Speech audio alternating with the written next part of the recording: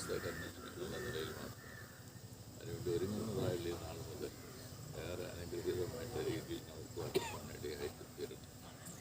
ഇപ്പോൾ നമുക്കെല്ലാവർക്കും അറിയാവുന്ന പോലെ ഓരോ പ്രാദേശിക തലത്തിൽ കൺവെൻഷനൊക്കെ നടത്തുന്നതായിട്ടുള്ള അവസ്ഥയാണ്. അതിൻ്റെ അർത്ഥം തന്നെ അതിനായിട്ട് ദൈവജനം ഒരുക്കപ്പെടുന്നു എന്നുള്ളതാണ്. അതിനുശേഷം അതിൻ്റെ ഒരു പരിസമാപ്തി പോലെയാണ് എല്ലാവരും ആരാമൻ കൺവെൻഷനിൽ എത്തിച്ചേരുന്നത്.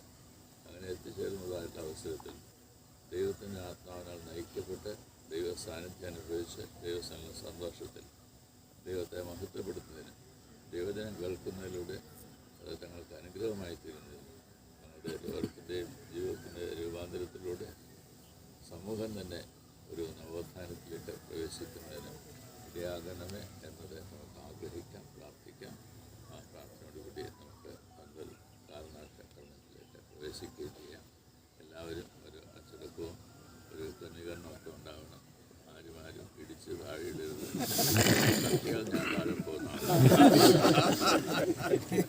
നമുക്കെല്ലാം ഭംഗിയായിട്ട് നടക്കണം എന്നുള്ളതാണ് ആഗ്രഹം. അതുകൊണ്ട് അതനുസരിച്ച് കാര്യങ്ങൾ ക്രമീകരിക്കണം.